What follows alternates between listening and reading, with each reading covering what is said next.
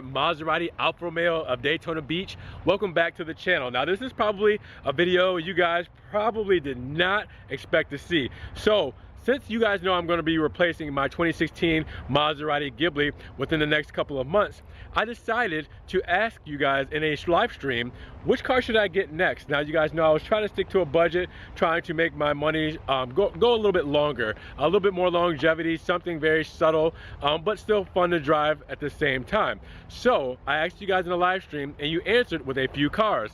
So I'm going to do my best to start a series of videos that highlight these cars that you guys suggested and see what you guys think. I'm going to try to drive all of them, and I'm going to try to film all of them and put them on camera and see what I think about them. So it's kind of like car shopping and doing your test drives, but documenting it, you know, like you were to go to buy a car. And it's an exciting time. I haven't been in the market in 4 years. I've had a Maserati for the past 4 years. So now it's time to start video number 1, and this one actually was suggested by Artie on my subscriber list, and he commented down below that I should check out a Fiat 500. So behind me is a 2018 Fiat 500 Abarth. Let's check it out. Now this is a Fiat 500c Cabrio being convertible, and this is a 2018 model, but a brand new 2018 model, which is a leftover. Now the Abarth version is obviously the more aggressive version of the Fiat 500. This starts life at $21,990 US, and it ends its life after options at $29,590. So we're going to kind of dig deep into it and see what you're getting for that price range. Now you guys know my price range is in the $30,000 to $50,000 range. I know that's a big jump, but depending on what you get for that $50,000, I may dip into something at that high of a budget. So this is definitely under the price range, which is really cool, and this looks like a little hot rod. And my favorite thing about this so far is the sound. How it sounds is the biggest thing that just makes me want to drive it and have fun in it. Now I don't know much about the Fiats, but I'm learning today, and I'm going to hopefully educate some of you guys as well. So let's dig deep into this Fiat 500c Abarth. 2018 500 Abarth has a 1.4 liter 16V multi-air turbocharged engine that produces 160 horsepower and 170 foot-pounds of torque. The turbocharger incorporates twin coolers with large air ducts in the front fascia to increase the power output. The torque transfer control, which is the TTC, is activated in sport mode, and it has a heavy-duty 5-speed manual transmission that includes equal length half shafts and heavy-duty CV joints and a taller 3.35 to 1 final drive ratio, which is a 6-speed automatic available, which you're seeing in this model here. With the Abarth, you get the limited slip differential, you get the lower ride height, the 4-wheel disc performance brakes with 3-mode electronic stability control, and you also get a unique performance suspension. Coming up to the wheels, you'll get the dramatic 16-inch hyper black aluminum wheels, Pirelli P0 tires, red calipers, and the nice Abarth logo right there in the middle. These are pretty sharp. I really like this spec. With the Abarth on the exterior, you get some extra tidbits that, you know, kind of spark it up a little bit. You get things like the body colored fascias, red brake calipers, which we just saw, the bright exhaust tips. You also get the dual exhaust tips, performance rear spoiler for the hatchback only, the Abarth badging, which says enough itself, and a tire jack and wrench. In the interior of the Abarth, you get unique performance high back bucket seats. On the steering wheel, you get unique perforated leather. You also get a turbo boost gauge, which you'll see here. You get the leather wrapped instrument panel cluster and shift knob right here.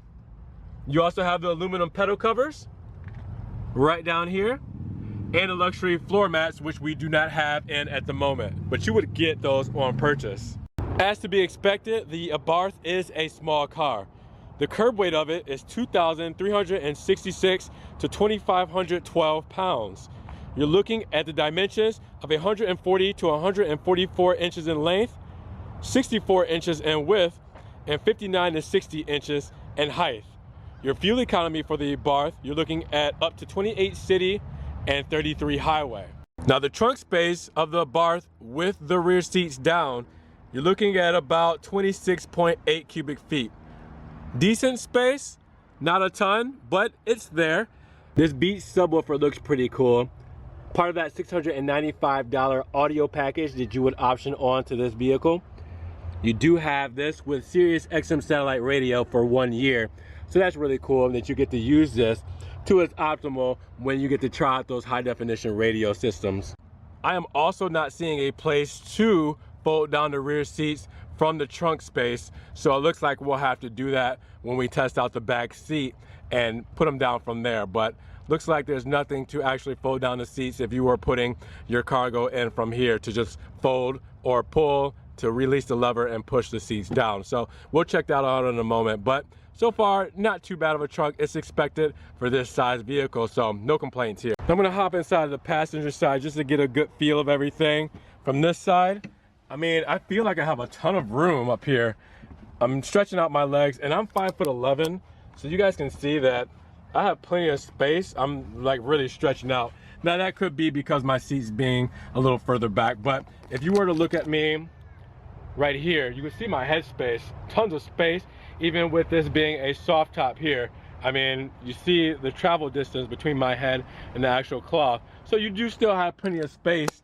And I mean, in such a small car, this is kind of stuff that you look on the outside and you're like, how? Why would you even get something that looks that teeny? But this actually really fits. I do also like how the gloss black is carried throughout the rest of the car, like around here, along the dash there. I do like this leather wrap steering wheel with the red stitching, the contrasting, even the red hazard button to just kind of offset everything. Sport button there, looks cool. I mean, everything is a nice little package. And I'm not much of a fan of black interiors, but if you got some kind of contrast to it, like the seats and the stitching here, I really do like this look. Obviously, with it being in its price range, you're not gonna have a lot of soft touch material, so you're gonna get your plastics up top, you're gonna get your plastics on the door. The door is super simple here, no switches, no nothing. You have your speaker, if you have your door handle, you get straight down to business. If you wanna roll down your window though, you will roll it down from here. So nothing new, that is Fiat, that is the way that they're designed. So it's just plain and simple. I wish I had a little bit more storage space because you have nothing on the door. I feel like maybe you could have something a little bit bigger to, maybe put a cup or anything like that. But this actually feels like it's pretty rubbery, like it flexes. Maybe it's meant to do that to store stuff. Not exactly sure, but door is super simple. I would have liked a little bit more to it, at least a little bit more functionality or a little bit more styling. Maybe put some of that red stitching throughout here. I mean, you do have the nice touch areas here, nice soft touch here, but the rest is plastic, and then you have the little chrome piece there. So not too much to the door there, but everything else pretty solid. That back seat kind of scares me. I'm gonna try to get back there and see what I think about it, but there isn't much space at all. Armrests here, not bad. It's definitely weird not having a armrest storage. It's just kind of having the two armrests floating here. Kind of reminds you of like airplane seats. If you were to sit in the airplane and put your armrest down and you're sharing your armrest with someone, it's definitely tight there. Having these little individual armrests and no form of stowage in between here. You do have your cup holders down here. You have your 12V right down there. Let's see if you guys can get that. All right, 12V there, cup holders. And then you have your aux and USB cable here. I mean, obviously, if you were to plug in anything as far as your phone, you probably set it in this little compartment here that was meant for your phone, right above your emergency brake. But yeah, not much in the center. I kind of wish there was a little bit more stowage.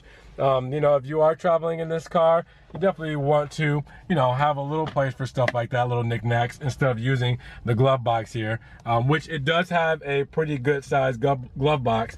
You guys can see from the glare there, sorry about that. So you do have a pretty good size glove box there, and you do have a USB charge only in there as well, which is a nice thing. If you want to just charge something real quick and put it in the glove box, you can do that. Not too bad. Let's go check out the driver's seat, see what we see up there. Now looking at the driver's side, we're going to start it up using the key here, the key fob here. Simple key fob, same as all Fiats, just with the Abarth symbol here. You have your unlock, you have your lock, and you have your trunk release. That's it. Even the old style Italian key fob where you press the middle, just like that, just how Ferrari and Maserati used to be. So we'll put this in, give it a start, and then we'll see everything light up. Man, that sounds so good. Music's up, so we're gonna turn this down, or just pause it, turn it off by pressing that button in. Now you do have your boost gauge right here on the left, and then you have your big speedo right here. Looks really cool. I like how it's just one center piece. It's just one place you focus. They put everything in the center. On the left, you have your RPMs. On the right, you have your miles per gallon. You have your mileage there, which just has 25 miles on it. You have your time. You have your gear you're in, which we're in park. Seatbelt light at the very top. And then your miles per hour, which is your speed, right up there in the center. I mean, it's right to the point. The side here is where you can navigate through your cluster. You can just press menu there and change everything, go back and forth between the two, go up and down. So if you need to change anything there, save it by pressing menu. It's a really simple system, 3 buttons, straightforward, nothing to it, to be honest. But it's nice that they just have it right here so you can press it and you don't have to try to figure it out on the touch screen necessarily, which is not bad. Your controls on the left-hand side of your steering wheel incorporates your audio off. You do have your voice command, and you have your dial and hang up for your phone. On the right-hand side controls, you have your cruise control. You have your on and off for your cruise control, your cancel, you have your acceleration or deceleration switch here. In the middle of the steering wheel, you have your nice Abarth insignia with the aluminum going around. I do like that. And nice, simple Italian horn. Nothing to it. Now on the driver's side, which I'll open up the door for this, again, it's very simple, like the passenger side door. There's really nothing to this. You have your door handle and you have your mirror adjustments. On your right-hand side for your passenger side, you just had your door handle. This, they got creative and just added your mirror adjustments there with your speaker and called it a day. That's it. You know, as you saw on the passenger side, your window switch is actually right here. So again, nothing to it but to do it. UConnect System, as always, for these cars, for Fiat Chrysler automobiles, you will get the UConnect System. So you do have that with this. Radio, super simple, not much to it. You do have your toggles here for your volume here, and then for your station on this side here. All right, you do have a touch screen, which is nice too. Because of the fact that it's such a small screen, you would think maybe it's not going to be a touch screen, but this is actually a touch screen, which is very nice. Radio, media, navigation, phone, and your more button. Your more will bring up stuff like your clock, compass, and your trip. You do have your radio station up top here, which is nice, and you do have your time there, which is nice as well. You do have your mute here, and then if you want to turn the screen off, you can do that here. You have your settings button here and your back button here. So a very easy, simple setup, which the UConnect system has always been. Nothing too fancy. At the same time, it's just nice to have, you know, I mean, a little radio at least with the touch screen. So if you have that, you're all right. But I know a lot of people like that high-end technology, which you're not really gonna get. But this is that kind of car where, you know, you don't get it for that kind of stuff. You do have your venting control there for your HVAC. You do have also your sport button here, all right? And then you have your hazard button there right in the center. Easy on the gear select here. You do have the reverse, you do have neutral, you do have your plus and minus for your drive if you want to go into manual mode. Straight back for regular drive, to the left for manual mode, upshift, downshift. You're gonna have some fun in an Abarth, so you're definitely gonna want to use this every now and then because you want to control those RPMs with the great sounding exhaust that this thing has. It's probably something that you're gonna want to experiment a little bit. Even if you don't normally drive a manual, I think you'll enjoy it. I don't know about you guys, but you probably get a convertible to let down the top, so let's do that. And there it goes. And it just folds right down. Not bad. New coupe, no roof. I like it. So now looking at it with the roof off, it kind of looks like it has a mohawk or like a shaved head. Normally you would see all of this part go back with most convertibles, but with this kind of convertible, it just takes out the center part of the roof, which looks really cool. And then it's got this little tail in the back. But look at that. I mean, you're looking right into the car just from the back like that. I really like how this looks and functions. It's just a nice cloth top that kind of comes down in the center. and then calls it a day. Now, what we're looking at is a capacity of 4. This is a 4-seater, okay? And your passenger capacity is 75.5 cubic feet. So, I mean, yes, it's a small space. Again, I know people are gonna bring it up, but it's a small car. In order to fold down the seat, you do not use your standard handle there. This is actually to lift up the seat. What you would use is this tag here, this pull tab, pull it up, and there goes your seat. So now you can push it forward, slide it up, and hop in the back. So we're gonna do this in real time to see how easy this is to do. First foot in, I'm gonna turn around here, and that was actually a lot easier than I thought.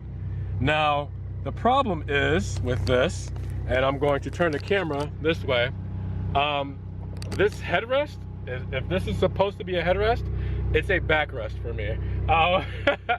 It definitely, I mean, you can't put your back. I'm not sure if and you know what? I noticed maybe this goes up. This has to go up, right? Okay, nope. This actually, I just popped the seat forward using this button here. So if you guys want to know how to do the seat, that's it right there. All right, guys, so I found a problem. I have to use 2 hands to lift this thing. It's not the easiest thing in the world. You definitely have to press that little tab in, which I thought, but you have to, I mean, really force on it to put up this headrest. So now that the headrest is up and I'm not folding down the rear seat here, let's see how I fit. All right, so I'm gonna lay back. Okay, a little bit better. If I were to do this, yeah, a little bit better. Not bad. Definitely not too comfortable. It's pretty stiff back here. I'm gonna put back the seat. Oh, okay, yeah. And obviously that would be adjusted according to whoever's driving at the time, but yeah, I could easily get claustrophobic back here. So definitely not for full-size adults. Yeah, it's a little tight. I'm gonna have to say. So I'm going to pull this tab here and let that go back forward. And yeah, other than that, you can definitely fit 4 people back here. I'm just not sure if it will be full-size people, but it's nice to have this open top. I think I would have a blast hanging out in the back if I could fit properly in the back with this open top, hearing that exhaust noise. That's the biggest thing. Hearing that exhaust with this open top is just gonna sound incredible. So we'll take this out for a drive now with the top down, and we'll do it with the top up, and we gotta get those exhaust notes. So why not? Let's just get to it. Now, we're only driving this thing today in sport, so I'm sorry who wanted to see it without it or hear it without it, but sport mode is where it's at. So when I press sport, a couple things changes. All right, so up here, the gauges change and the boost comes on. So check that out. Sport mode, you do see sport right here on the boost gauge, and you do see the gauges change up a little bit. So we'll go back to regular, and then we'll go to sport. So I really like that because it really makes you feel like you're really engaged with the car, you're really about to do some damage, and you're gonna have some fun. It's just kind of like that launch sequence that gets you ready. So while we're in sport mode, let's give it a couple of revs, and with the top down, let's hear what it sounds like. Now you see that nice little digital gauge, you see the boost go up. All right, now you can't see the boost as well on this side, so I'm gonna move the camera over a little bit. Now check out the boost. All right, it's a nice look, right?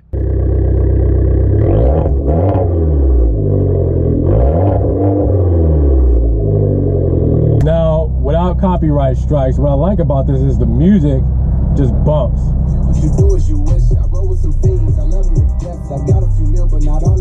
That Beats audio is definitely worth it. If you're gonna be having a top-down day like this, beautiful weather, roll down the window. Beautiful weather, top down, Florida sun. You want,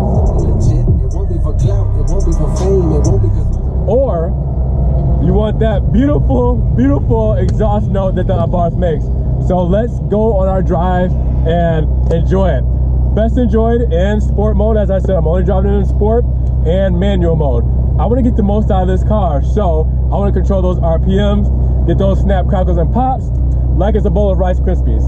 So visibility is great, especially with that down. You know, beyond that, it could be better, but you know, you don't get these things for that kind of practicality. So we're in manual mode, gear select, no paddles, which I wish it had paddles, but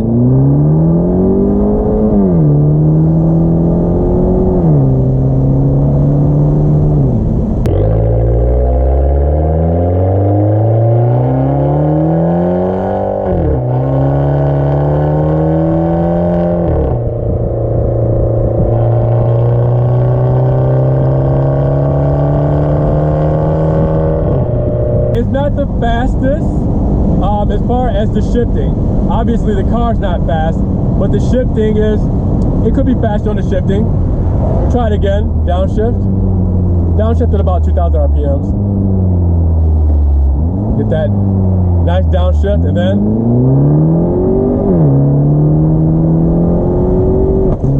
okay.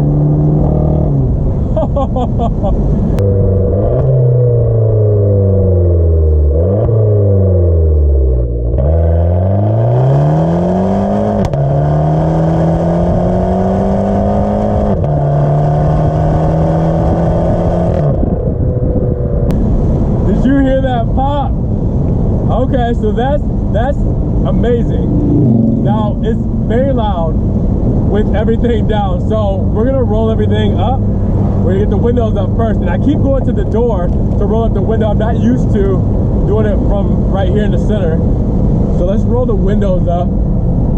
Hopefully you guys can hear me a little bit better with the windows rolled up, and then we will do the roof. Now I'm not sure if there's any specific speed you need to be at. Right now I'm going 47, and it looks like it doesn't want to go up the, oh wait, yep, it's going up the rest of the way at 47 miles per hour, which is nice. So I can close this whole thing. You know, most convertibles, you can't do it at, you know, obviously past 40 miles per hour because it's bringing the whole back up. It's bringing the whole roof. With this being a cloth top and it's just sliding and not necessarily bringing the roof up like in the air, you're not going to run into the risk of it flying off from the wind. So that's nice that I was going 47 miles per hour and I brought the roof back up. So that's really cool. Very, very loud with it down. So now that I did that run, I want to do a couple more really quick while I have everything up and let you guys hear that exhaust note.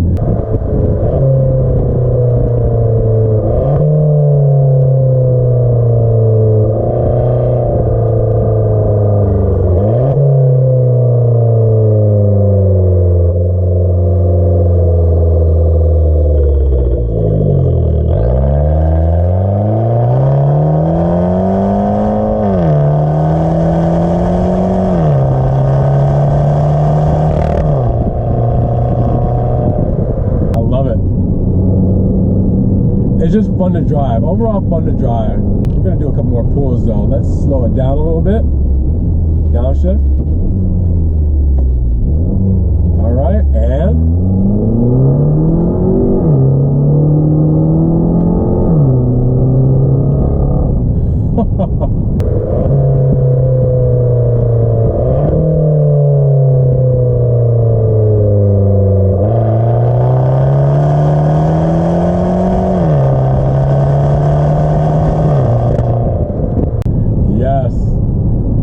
that's incredible. I love the noises that this thing produces. Steering, pretty heavy, but it's zippy. You know, you can definitely put this car in places that you can just kind of zip through, and it feels like it will go in those places, but it's not as responsive as, you know, a lot of vehicles, you know, where you just move the steering wheel and you're here and there. Kind of gotta put your back into it a little bit to go anywhere.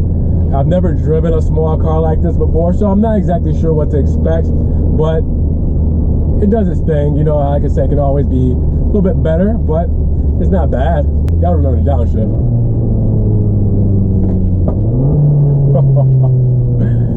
The pops.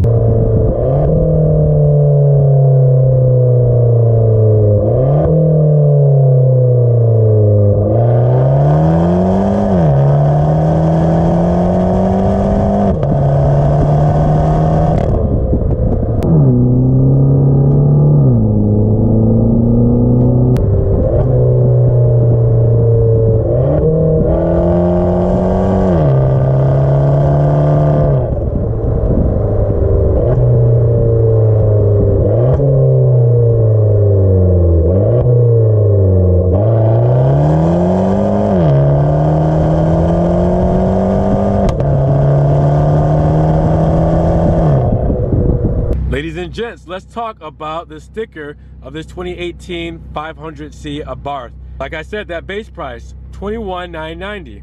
After the additional equipment and the destination charge, you're looking at $29,595.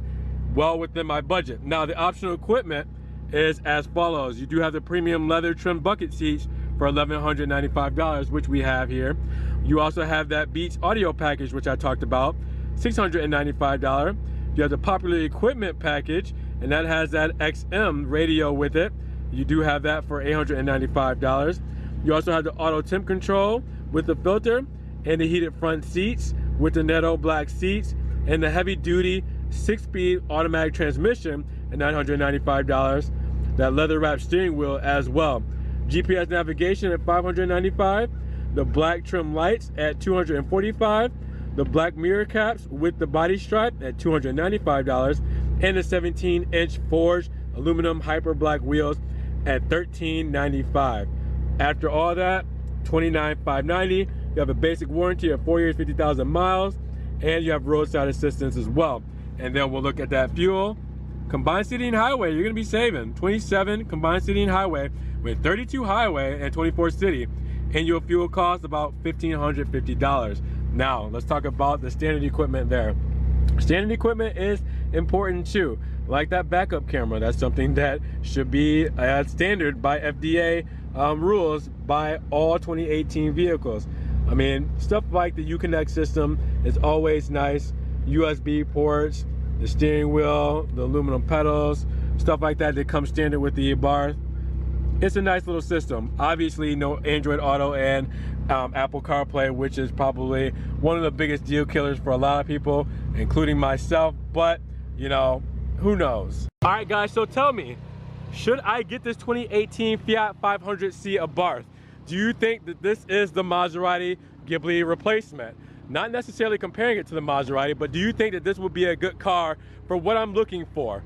For the price point, smaller price point, better on fuel, stuff like maybe maintenance. That Fix It Again Tony Fiat might run into maintenance problems, but do you think that it won't be as bad on tires and things like the car payment, and when things do break, you know, the cost of expenses there if it's not in warranty?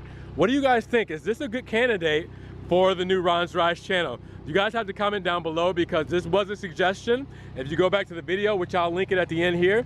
So I want to know, is this a real thing? Is this something that I should check into?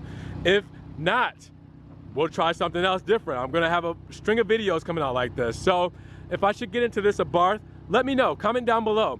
Definitely like the video if you found out anything new, if you like seeing this car. And if I did get something wrong, definitely let me know. I'm very new to this car, so I want to be educated on it so I can make a better decision.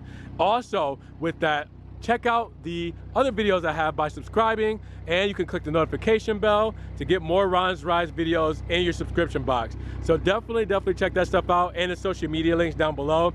I appreciate you guys. I got the Patreon down there. People are helping donate. I really hope that I'm making good quality content for you guys in order for you to, you know, help support the channel like that. So with that said, guys, we will see you in the next Ron's Rice video. You guys be safe, be blessed, and we'll talk to you then. Peace.